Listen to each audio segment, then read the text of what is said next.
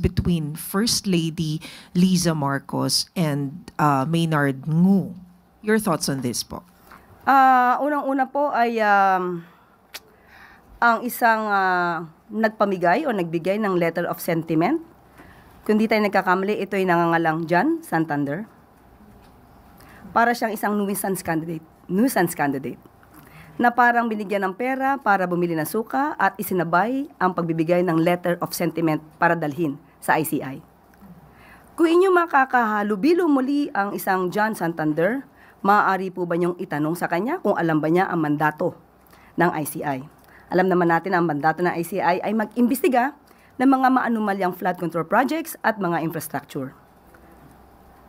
Sa nabasa natin, at alam ko nabasa niyo rin po ang letter of sentiment, wala po tayong makitang anuman na allegation patungkol sa maanumalyang flood control projects na mag-uugnay sa unang ginang kay First Lady Liza Araneta Marcos.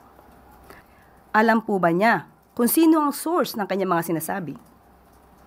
Pangatlong tanong, siya po ba'y may personal knowledge sa kanyang mga sinasabi?